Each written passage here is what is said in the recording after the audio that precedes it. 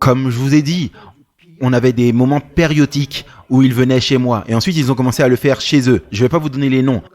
Ils ont commencé à le faire dans leur maison. Cet ancien avait l'église dans sa maison, ensuite cet ancien, ensuite ce diacre. Et c'est devenu ensuite une habitude d'aller dans les maisons et de prier ensemble. L'église est devenue une église de prière. Et au fur et à mesure qu'ils allaient, nous avons appris.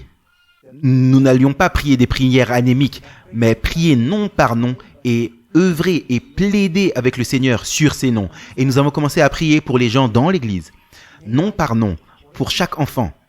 Et nous avons des listes avec des gens, le fils de l'ancien, la fille du diacre. Vous me suivez? Ils sont dans le monde, ils sont malades, on a commencé à prier pour eux.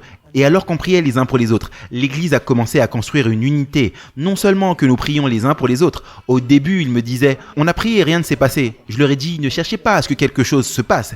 Continuez simplement à prier. Et voici ce qu'ils m'ont dit ensuite. Plusieurs fois, on a prié et on ne voit pas de bénédiction. Mais si on arrête de prier, on perd un tas de bénédictions. Je ne sais pas si vous comprenez. Quand vous avez une bénédiction, vous ne l'appréciez pas. Mais lorsque vous la perdez, alors vous l'appréciez. Et ainsi, les gens ont appris que quand ils prient, l'Église a la paix, la famille a la paix, mais s'ils arrêtent, tout est hors de contrôle. Alors l'Église est devenue une église de prière dans les maisons, pas seulement à l'Église. Et on avait des groupes de prière. Et ensuite, quand on allait dans les familles pour prier, on allait dans la nature aussi. Et on priait seul, et ensuite, on allait en groupe, et on priait les uns pour les autres, chacun priant pour quelqu'un d'autre, pas pour lui-même. Et ensuite, on priait pour la vision de Dieu pour l'Église. On priait pour le plan de Dieu pour l'Église. On ne s'est pas dit, allons vers le pasteur et disons-lui, pasteur, voici ce que tu dois faire. Vous ne pouvez pas dire au pasteur quoi faire. Mais on a commencé à prier pour les pasteurs. Vous me suivez? On n'a pas dit à l'Église, voici ce qu'il te faut faire ensuite. Vous n'allez pas vers vos églises et leur dites ce qu'il faut qu'elles fassent. Mais on a commencé à prier pour elles. Et ensuite, on a trouvé des groupes avec lesquels on priait. Puis, on partageait les histoires et les vidéos. Pas seulement la théorie, mais les histoires. Parce que la théorie ne convainc pas les gens. Les histoires prouvent que c'est réel. On partageait les témoignages et la théorie avec les gens de notre groupe de prière. Puis, ils ont commencé à prier pour cela. Et si vous prêtez attention lentement, ça commençait à se multiplier. Je ne sais pas si vous me suivez. Et ensuite, on leur demandait de parler aux autres et de partager les DVD. Je parle de ce processus, de tout partager au final avec patience. Généralement, en quelques années, toute l'Église était au courant. Et cela a commencé à se répandre lentement. Donc si vous voulez vraiment du changement, vous le faites patiemment et avec le temps. Les grandes églises ne changent pas du jour au lendemain. Même les petites églises ne changent pas du jour au lendemain. Vous me suivez? Vous essayez de changer trop vite, il y aura du sang partout. Vous avez besoin de la prière et de la patience. Et on allait dans la nature et on priait pour la vision de Dieu et on priait pour l'Église et on ne s'attendait pas à des miracles. Mais nous n'avons pas arrêté. Nous avons continué à prier. Et cette cohérence nous a transformés avec de la sagesse et de la patience pour savoir quoi faire. Et les gens qui priaient, ils sont devenus flexibles et humbles, prêts à suivre le plan de Dieu. Et ils ont commencé à avoir de l'influence sur les autres. Et lentement, notre église a commencé à œuvrer avec d'autres églises. Au final, on avait des centaines d'églises à travers le monde qui suivaient le modèle.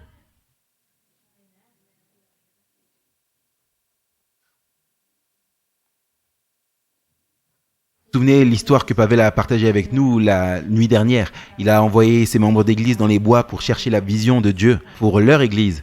On aimerait construire quelque chose comme ça dans ce week-end. Et c'est notre plan maintenant de vous envoyer et de sortir et de passer du temps, vous et Dieu. Demandez à Dieu de commencer à ouvrir votre cœur à la vision qu'il a pour vous en rentrant. Pour votre vie, pour votre église, prenez les choses qu'il vous a enseignées et partagez avec vous ici. Et demandez à Dieu, c'est quoi ton plan quand je rentre à la maison? Quand vous rentrez chez vous, ne poussez personne à changer. Ce n'est pas votre business de changer les gens, c'est le Saint-Esprit Numéro 1. Numéro 2, n'abandonnez pas. Vous allez prier une semaine, ensuite vous allez abandonner. Continuez à prier. Faites votre travail. Continuez à prier. Si vous ne priez pas un matin, ne soyez pas découragés. Le lendemain, retournez à la prière. Continuez à prier. Parce que alors que vous continuez à faire cela, Dieu vous donnera la sagesse et les opportunités. Alors que vous vous rendez disponible tous les jours, me voici Seigneur, utilise-moi aujourd'hui. Alors que vous vous rendez disponible. Chaque fois qu'il y a une nécessité, Dieu va ouvrir vos yeux. Et Dieu va œuvrer avec vous lentement, de plus en plus, alors que vous apprenez à comment œuvrer. Dieu ne va pas vous demander à faire des grands pas au début. Il va vous demander de faire des petits pas. Mais au fur et à mesure, vous recevrez une puissance. Quelque part au chapitre 9, je crois, Ellen White dit que Dieu nous donne une petite lumière. Et si vous refusez la lumière, plus vous la refusez, plus vous vous éloignez du Saint-Esprit. Mais si nous prenons ces petits pas, alors que nous pratiquons la lumière que nous avons reçue, Dieu nous donne plus de lumière. Et elle dit, lentement, nous croissons. Et Dieu nous amène d'ici à ici, d'ici à ici, d'ici à ici. Et c'est quelque chose de constant, de continu, des petites étapes. Mais c'est de la croissance. Alors Dieu va vous donner des opportunités au fur et à mesure. Alors que vous les utilisez, Dieu va vous en donner encore plus. Et c'est un long processus. Mais la clé, c'est que peu importe où vous en êtes dans le processus, tant que vous êtes dans le processus. Parce que Dieu ne dépend pas de vous. Vous dépendez de lui. Dieu peut le faire avec un bébé ou avec n'importe qui, un pasteur, mais vous devez vous en tenir à lui. Ne vous inquiétez pas des résultats. Ça, c'est le travail de Dieu. Vous vous inquiétez d'être connecté, de prier. Laissez-le faire son travail. Il le fera bien mieux que vous ne le pensez. Ok ? On va prier pour finir.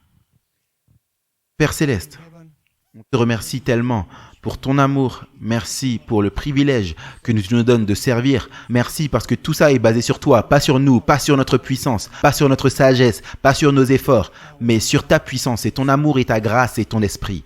S'il te plaît, aide-nous à fixer les yeux sur toi. S'il te plaît, aide-nous à te faire confiance, pas à faire confiance à nous-mêmes.